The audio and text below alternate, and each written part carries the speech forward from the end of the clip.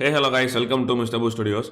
இன்னைக்கு இந்த வீடியோவில் ஜாவால கண்டிஷனல் ஸ்டேட்மெண்ட்ஸ் அப்படின்னா என்னன்றதை பற்றி பார்க்கலாம். ஸோ கண்டிஷனல் ஸ்டேட்மெண்ட்னா என்னன்னா ஒரு கண்டிஷன் இந்த கண்டிஷன் சாட்டிஸ்ஃபை ஆனால் இந்த ஸ்டேட்மெண்ட் பிரிண்ட் ஆனோம் இல்லை இந்த ஸ்டேட்மெண்ட்ஸ்லாம் எக்ஸிக்யூட் ஆனோம் அப்படின்றத சொல்கிறது தான் ஒரு கண்டிஷனல் ஸ்டேட்மெண்ட்ஸ். லைக் இப்போ நான் எனக்கு ஒரு 17 வயசு ஆகுது, நான் ஓட் போடலாமா அப்படின்றது தெரில அப்படின்னா, இப்போ ஒருத்தவங்கள்ட்ட கேட்குறேன் அப்படின்னா அவங்க சொல்லுவாங்க இந்த மாதிரி 18 வயசு இல்லைனா 18 வயசை தாண்டி இருந்துச்சுன்னா நீ ஓட் பண்ணலாம், இல்லை 18 வயசு கீழே இருக்குது அப்படின்னா ஓட் பண்ண முடியாது. இந்த மாதிரி ஒரு கண்டிஷனல் இருந்துச்சுன்னா இந்த இது சொல்கிறாங்களா அந்த மாதிரி எக்ஸிக்யூட் பண்ணுறது தான் அந்த கண்டிஷனல் ஸ்டேட்மெண்ட்டோட யூஸு. இப்போ அதை நான் கோடில் காட்டுறேன் எப்படி பண்ணுறது அப்படின்றத.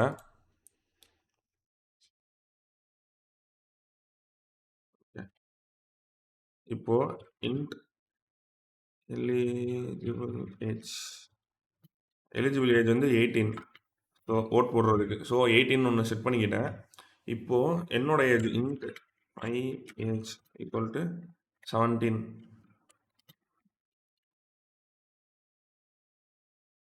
ஏஜ் ஈக்குவல் டு 17 அப்படின்னு வச்சுக்கிட்டேன். இப்போது இந்த இடத்துல என்னோட என்னால் ஓட் போட முடியுமா முடியாதா அப்படின்றத நம்ம பிரிண்ட் பண்ண போகிறோம். ஸோ அதுக்கு இஃப் கண்டிஷன் போட்டுக்கிறேன். இஃப் போட்டு இந்த ப்ராக்கெட்குள்ளே இதோட சின்டாக்ஸ் என்னன்னா இஃப் இந்த ப்ராக்கெட்ஸ் போட்டுட்டு எலிஜிபிள் ஏஜ் அப்படின்றத டைப் பண்ணிக்கோங்க. எலிஜிபிள் ஏஜை விட என்னோட ஏஜ் வந்து பெருசாக இருந்துச்சுன்னா கிரேட்டர் லெஸ் தேன் சிம்பிள் போட்டு மை ஏஜ். என்னோட ஏஜோட எலிஜிபிள் ஏஜோட என்னோட ஏஜ் பெருசாக இருந்துச்சுன்னா இந்த இது பிரிண்ட் பண்ணு அப்படின்ற மாதிரி நான் சொல்கிறேன் இந்த இடத்துல. சிஸ்டம் பிரிண்டல்னா எஸ் யூ கேன் ஓட் அப்படின்னு நான் போட்டிருக்கேன். இப்போ அதை ரன் பண்ணி பார்த்தோம்னா என்ன நடக்கும்னா நம்மளுக்கு எதுவுமே பிரிண்ட் ஆகலை. ஏன்னா நம்மளோட ஏஜ் வந்து 17 தான். ஸோ இப்போ நான் இந்த இடத்துல 19 அப்படின்ற என்னோட ஏஜை மாற்றுறேன்னா ரன் பண்ணி பார்த்தோம்னா எஸ் யூ கேன் ஓட் அப்படின்னு சொல்லிட்டாங்க. ஸோ அப்போ இந்த ஸ்டேட்மெண்ட் ஒர்க் ஆகுது. இந்த மாதிரி இப்போ என்னோட ஏஜ் வந்து எலிஜிபிள் ஏஜோட பெருசாக இருந்துச்சுன்னா அந்த ஸ்டேட்மெண்ட் வந்து பிரிண்ட் ஆகுது. ஓகே, இப்போ அந்த இடத்துல 18 அப்படின்றத கொடுக்குறேன். 18 வயசும் ஓட்டு போடலாம். ஸோ 18ன்றதை கொடுத்தேன்னா அப்போது இந்த இடத்துல வரல. அது ஏன்னா நம்ம இங்கே கொடுத்துருக்க கண்டிஷன் தான் ரொம்ப முக்கியமான ஒரு விஷயம். ஸோ இங்கே என்ன கொடுத்துருக்கேன்னா எலிஜிபிள் ஏஜோட என் ஏஜ் பெருசாக இருந்தால் மட்டும்தான் பிரிண்ட் பண்ண சொல்லியிருக்கேன். எலிஜிபிள் ஏஜும் என் ஏஜும் ஈக்குவலாக இருந்தாலும் இதை பிரிண்ட் பண்ணணும் அப்படின்றத நான் சொல்லவே இல்லை. ஸோ அதுக்கு இந்த இடத்துல நான் ஈக்குவல் டு அப்படின்ற ஒரு இதை கொடுக்குறேன் கண்டிஷனை. இப்போது எனக்கு எலிஜிபிள் ஏஜும் என் ஏஜும் ஈக்குவலாக இருந்தாலும் இல்லை எலிஜிபிள் ஏஜை விட என் ஏஜ் பெருசாக இருந்தாலும் பிரிண்ட் பண்ணு அப்படின்ற மாதிரி சொல்லியிருக்கோம். ஸோ இந்த இடத்துல இப்போ பிரிண்ட் பண்ணோன்னா எஸ் யூ கேன் ஓட் அப்படின்றது வருது. ஸோ இப்போ நான் அடுத்து இப்போ என்னோட ஏஜ் வந்து 17 அப்படின்னு இருக்கு. பட் எனக்கு இப்போ நான் சொல்லணும் இந்த மாதிரி ஒரு வருஷம் கம்மியாக இருக்கீங்க, உங்கள் ஏஜ் வந்து 1 இயர் கம்மியாக இருக்குது, அப்போ நான் என்ன பண்ணுறது அப்படின்றத நான் சொல்லணும்னு வச்சுக்கோங்களேன். இப்போது அதுக்கு தான் எல்ஸ் இஃப் அப்படின்னு ஒன்று இருக்குது. Else if my age equal to 17. Equal to 17னா என்னன்னா ஈக்குவல் டு நம்ம என்னன்னா அப்படியே எக்ஸாக்டாக இதுவும் ஈக்குவலாக இருந்தால் மட்டும்தான் இந்த இதுக்குள்ளே வரும். இதில் ஜாவால டபுள் ஈக்குவல் யூஸ் பண்ணால் கண்டிஷனல் ஸ்டேட்மெண்ட் யூஸ் பண்ணுவாங்க செக் பண்ணுறதுக்கு, ரெண்டு ஈக்குவலாக இருக்கா அப்படின்றத செக் பண்ணுறதுக்கு. சிங்கிள் ஈக்குவல் யூஸ் பண்ணோம்னா ஒரு வேல்யூ அசைன் பண்ணுறதுக்கு இந்த மாதிரி விஷயங்களுக்கு சிங்கிள் ஈக்குவல் யூஸ் பண்ணுவாங்க. இப்போ இந்த இடத்துல இதே மாதிரி நான் இதை எடுத்து போட்டு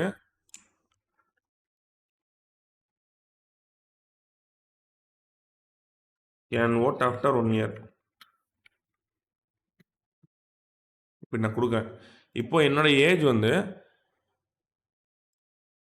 ரன் பண்ணி பார்த்தீங்கன்னா கேன் ஓட் ஆஃப்டர் 1 இயர் அப்படின்னு வருது. இதில் இந்த கண்டிஷன் இல்லை, இப்படி இல்லைனா என்னோட ஏஜ் ஈக்குவலாவோ இல்லை அதோட பெருசாவோ இல்லைனா அப்போ அடுத்து இதை செக் பண்ண எல்ஸ் இஃப் அது இல்லைனா இதை செக் பண்ணப்போ அப்படின்ற மாதிரி சொல்கிறோம் கம்ப்யூட்டருக்கு. நம்ம என்னோட ஏஜ் 17 இருக்கா 17 இருக்கா அப்படின்னு சொல்கிறோம்.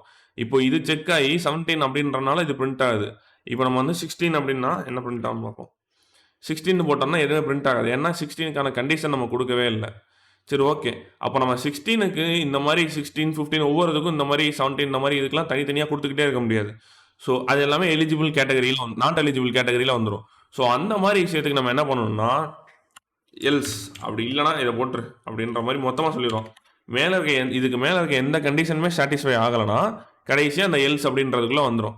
ஸோ இந்த இடத்துல என்ன பண்ணுறேன், சிஸ்டம் டாட் போட்டுட்டு பிரிண்ட் ஸ்டேட்மெண்ட் போட்டு நாட் எலிஜிபிள் டு ஓட் அப்படின்றத போட்டேன். இப்போ எனக்கு 16 வச்சுருக்கேன். இப்போ என்ன ஆகும்னா ஃபஸ்ட் இந்த கண்டிஷன் செக் ஆகும். இது வந்து சாட்டிஸ்ஃபை ஆகாது. ஏன்னா 16 இது வந்து பெருசாவும் இல்ல, ஈக்குவலாவும் இல்ல. நெக்ஸ்ட் இது வரும். இது 17 இல்ல. ஸோ 16ன்றனால கடைசி இடத்துல இந்த எல்ஸ் அப்படின்றதுக்குள்ள வந்துரும். ஸோ இப்போ இத ரன் பண்ணோம்னா, நாட் எலிஜிபிள் டூ வோட் அப்படின்னு வந்துரும். நம்ம மேல எப்படி இப்போ 17க்கு இப்போ 18க்கு இது பெரிய ஏஜுக்கு போட்டிருக்கோம், 17 போட்டிருக்கோம்.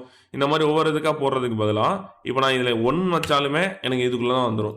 1 வச்சு பிரிண்ட் பண்ணாலுமே நாட் எலிஜிபிள் டூ வோட்குள்ள வந்துரும். ஸோ மிச்சம் இருக்கிற எல்லா கண்டிஷனுமே மிச்சம் இருக்கிற எல்லா பாசிபிளான கேஸஸ் எல்லாமே டெஸ்ட் கேஸ் எல்லாமே நம்ம கடைசியில இருக்க அந்த எல் ஸ்பாட்குள்ள வந்துரும். ஸோ அங்க நம்ம என்ன ஃபங்ஷன் நடக்கணும்னு நினைக்கிறோமோ அந்த இடத்துல அது ரன் ஆயிரும். இப்போ இந்த இடத்துல நீங்க வந்து இது எலிஜிபிள் ஏஜ் வந்து ஒரு கண்டிஷன் வச்சிருக்கீங்க. எனக்கு இதே இது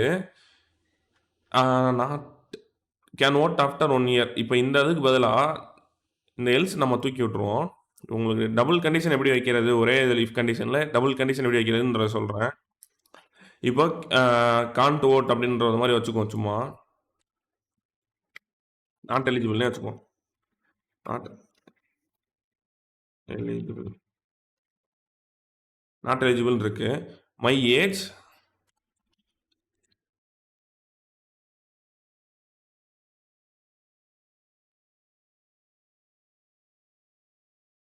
என்னோட ஏஜ் வந்து 18ஓட சிறுசாக இருந்துச்சுன்னா மை ஏஜ் 18ஓட சிறுசாக இருந்துச்சுன்னா பிரிண்ட் பண்ணு அப்படின்றத சொல்லியிருக்கோம். இப்போ நான் ஒன்றுன்னு கொடுத்துருக்கேன். இப்போ பிரிண்ட் ஆகுதுன்னு ஒரு தடவை செக் பண்ணிக்கலாம். நாட் எலிஜிபிள் ஓகே பிரிண்ட் ஆகுது.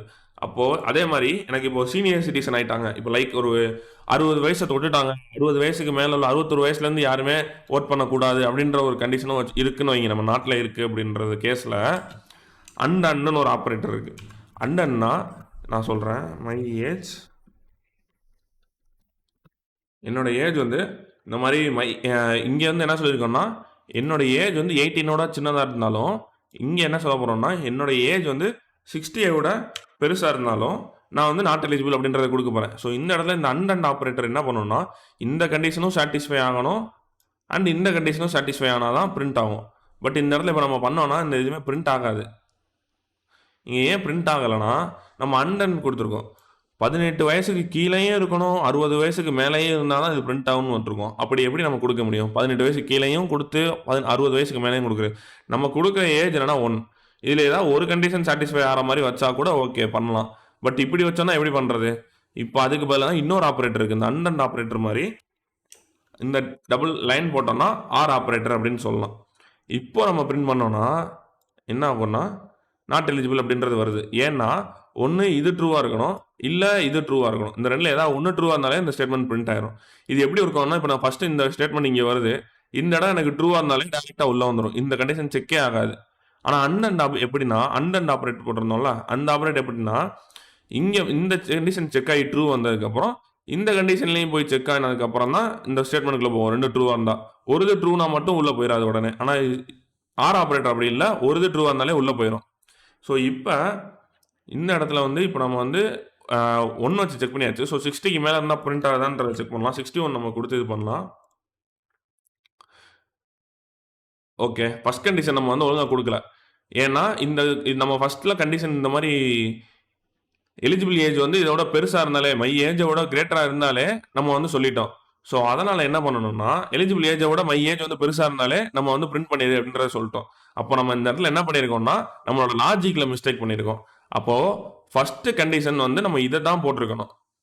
இந்த ஏஜ் நாட் எலிஜிபிள்ன்ற கேஸை நம்ம முதல் செக் பண்ணதுக்கு அப்புறம் தான் இந்த கேஸே நம்ம செக் பண்ண வரவே செய்யணுமே, ஓட்டா எலிஜிபிளா இல்லையான்றது. ஸோ அப்போ இந்த இடத்துல இங்கே இது பண்ணிட்டு இந்த கண்டிஷனை தூக்கி மேலே இருந்த கண்டிஷனை தூக்கி இங்கே போட்டேன், இங்கே வச்சிருந்த கண்டிஷனை தூக்கி இதுக்குள்ளே போட்டேன், இந்த இதை தூக்கி இதுக்குள்ளே போட்டுடுறேன், இது தூக்கி இதுக்குள்ளே போட்டுறேன். இப்போ ரன் பண்ணி பார்த்தீங்கன்னா 61 கொடுத்துருக்கோம். ஸோ இப்போ நம்ம ரன் பண்ணி பார்த்தோம்னா நாட் எலிஜிபிள் டு ஓட் அப்படின்ற வந்துடும், நாட் எலிஜிபிள் அப்படின்ட்டு. இப்போ நான் இதுவே 55 அப்படின்றத கொடுக்குறேன்னா இந்த ரெண்டு கேஸுமே ஸ்கிப் ஆகி இதுக்குள்ளே வந்துடும். இங்கே வந்து எஸ் யூ கேன் ஓட் அப்படின்றது பிரிண்ட் ஆகும். எஸ் யூ கேன் ஓட் அப்படின்றது பிரிண்ட் ஆகுதா? ஸோ இதுதான் கண்டிஷனல் ஸ்டேட்மெண்ட்ஸ். இந்த மாதிரி நிறைய காம்பினேஷன்ஸில் ட்ரை பண்ணி பாருங்கள். இந்த மாதிரி இந்த ஆப்ரேட்டர்ஸு இந்த மாதிரி எல்லாமே இப்போ நாட் ஈக்குவல் டு இதுதான் not equal to simple, my age not equal to. இப்போ நான் வந்து உங்களுக்கு ஒரு சின்ன எக்ஸாம்பிள் காட்டுறேன். இப்போ நான் ஒரு 18 ஏஜில் உள்ளவங்களால மட்டும்தான் பிரிண்ட் ஓட்டில் ஓட் போட முடியும். 18 ஏஜை தவிர வேற 19ஓ இல்லை 17ஓ யாராலையுமே ஓட் பண்ண முடியாது அப்படின்ற மாதிரி ஒரு சுச்சுவேஷன் இருந்துச்சுன்னா நம்ம என்ன பண்ணோம்? Not equal to eligible age இப்படி கொடுத்துட்டோம்னா, இப்போ நான் 18 செக் பண்ணுறேன், இல்லை நாட் எலிஜிபிள். இப்போ இதே இது நான் இங்கே 18 வச்சுட்டேன்னா, எனக்கு கரெக்டான ஓட்டு அப்படின்றத வச்சுட்டேன்னா இந்த இடத்துல எதுவுமே பிரிண்ட் ஆகாது. ஸோ இந்த மாதிரி நிறைய ஆப்ரேட்டர்ஸ் இருக்குது. Equal to not equal to and or இந்த மாதிரி எக்கச்சக்கமான ஆப்ரேட்டர்ஸ் இருக்குது. அதெல்லாம் பார்த்து வச்சுக்கோங்க. அதே மாதிரி இஃப் மூணே கான்செப்ட் தான். இஃப், எல்ஸ் இஃப், அதுக்கப்புறம் எல்ஸ். எல்ஸுக்கு கண்டிஷன் கொடுக்க தேவையில்ல. நம்ம எல்ஸ் இஃப்ன்ற வேர்டு வந்தால் மட்டும் தான் நம்ம கண்டிஷன் கொடுப்போம். ஸோ எல்ஸ் இஃப்க்கு நம்ம கண்டிஷன் கொடுக்கணுன்ற அவசியம் இல்லை. நீங்கள் ஃபஸ்ட்டு இந்த கண்டிஷன் செக் ஆகும் இஃப்குள்ளே இருக்கிறது. அப்படி அந்த கண்டிஷன் சாட்டிஸ்ஃபை ஆகலைன்னா இந்த கண்டிஷனுக்குள்ளே வந்துடும். நெக்ஸ்ட் கண்டிஷனில் எல்ஸ் இஃப் அப்படின்றது. இந்த கண்டிஷனுக்குள்ளேயும் சாட்டிஸ்ஃபை ஆகலைன்னா எல்ஸ் அப்படின்றதுக்குள்ளே வந்துடும். ஸோ 3 இது இருக்குது. இதில் இல்லைனா இதில் அப்படி இந்த ரெண்டுமே சாட்டிஸ்ஃபை ஆகலைன்னா கடைசியில் ஒரு வழியாக இது கண்டிப்பாக நடக்கும். இது வந்து இந்த ரெண்டும் நடக்கலைன்ற பட்சத்தில் இந்த 3வது பார்ட் எல்ஸ் அப்படின்றது வந்து கண்டிப்பாக நடக்கும். இதில் 3 தான் கொடுக்க முடியுமா அப்படின்றது இல்லை. நீங்கள் வந்து ஃபஸ்ட்டு ஒரு இஃப் கண்டிஷன் கொடுத்தீங்கன்னா, இப்போ அடுத்து இன்னொரு எல்ஸ் இஃப் அப்படின்றத இந்த எல்ஸ் இஃப்ன்றதை கொடுத்துக்கிட்டே போகலாம். ஓகே, இதில் வந்து பிரச்சனையே இருக்காது. நீங்கள் கொடுத்துக்கிட்டே போகலாம் எவ்வளோ எல்ஸ் இஃப்னாலும். அதே மாதிரி இப்போ நீங்கள் இஃப் சரி எல்ஸ் இஃப் தான் தன்னோட கொடுக்கணுமா, இஃப் தன்னோட கொடுக்க முடியாதா அப்படின்றத கேட்டிங்கன்னா, இந்த இடத்துல இப்போ இஃப் கொடுத்தீங்கன்னா என்ன நடக்கும்னா, மேலே இந்த கேஸ் செக் ஆனதுக்கப்புறம் இந்த கேஸில் வந்து பார்க்கும். ஸோ ஓகே, இந்த கேஸ் நம்ம செக் பண்ணலாமா என்ன அப்படின்ற மாதிரி. இந்த கேஸ் எக்ஸிக்யூட் ஆனாலும் இந்த கேஸ் எக்ஸிக்யூட் ஆயிரும். பட் எல்சிஃப் அப்படி கிடையாது. இந்த ஒரு கேஸ் எக்ஸிக்யூட் ஆனால் இந்த கேஸ்க்குள்ளே எக்ஸிக்யூட் ஆகாது எல்சிஃப்ன்றது. இப்போ நான் உங்களுக்கு எக்ஸாம்பிள் காட்டுறேங்க. ஒரே கண்டிஷனே கொடுப்போம். இப்போ நான் சும்மா ஒரு இந்த இன்டீஜர்லாம் வேணாம். இப்போ நான் வந்து 18 ஈக்குவல் டு 18 அப்படின்னு இருந்துச்சுன்னா இதை பிரிண்ட் ஆகு அப்படின்னு சொல்கிறேன். அதே மாதிரி எல்சிஃப் போட்டு அதே கண்டிஷனே திருப்பி கொடுத்து பார்க்குறேன். 18 ஈக்குவல் டு 18 போட்டு சிஸ்டம் டாட் பிரிண்ட் போட்டு இங்கே வந்து இதில் வந்து நம்ம 1 2 அப்படின்னு வச்சுக்கலாம். ஏன்னா எத்தனாவது கண்டிஷனுக்குள்ளே பிரிண்ட் ஆகிருக்கு அப்படின்றத தெரிஞ்சுக்கிறக்காண்டி இது வந்து 2ன்னு வச்சுக்கலாம். ஓகே, இப்போ நான் வந்து 18 ஈக்குவல் டு 18 தான் செக் பண்ணுறேன். பட் எனக்கு ஒரே ஒரு ஒன்றா பிரிண்ட் ஆகிருக்கு. ஏன்னா எனக்கு இது இஃப் கண்டிஷன், இது எல்ஸ் இஃப் கண்டிஷன். இது இல்லைனா தான் இது இருந்துச்சுன்னா இது கிடையாது. ஸோ அதனால் இப்படி இருக்குது. இதே இது நீங்கள் எல்ஸ் இஃப் தானே இவ்வளோ கொடுக்கணும்னு சொன்னீங்க. இப்போ இஃப் இவ்வளோ கொடுத்தா என்ன ஆகும்னு கேட்டிங்கன்னா, இப்போ இந்த எல்ஸ் தூக்கிட்டு நம்ம இஃப்னே வச்சாலுமே இப்போ நான் இங்கே பிரிண்ட் பண்ணி பார்த்தீங்கன்னா எனக்கு 1 2 அப்படின்றது ரெண்டுமே பிரிண்ட் ஆகுது. இது ஏன்னா இது வந்து இந்த இதுக்கும் சம்மந்தமே கிடையாது. இது ஒரு தனி இஃப் பிளாக்கு, இது ஒரு தனி இஃப் பிளாக்கு. பட் முன்னாடி பார்த்தது if block, if else block. So அப்போது அந்த இடத்துல வந்து இதாகாது, பிரிண்ட் ஆகாது. ஸோ இந்த இடத்துல இப்போ நீங்கள் எல்ஸ் யூஸ் பண்ணாலுமே எல்ஸுக்கு எப்பயுமே கண்டிஷன் கொடுக்க தேவையில்ல. எல்ஸ் கொடுத்தீங்கன்னா எல்ஸில் வந்து இப்போது சிஸ்டம் டாட் இதில் வந்து காப்பி பண்ணிட்டு உள்ளே வந்து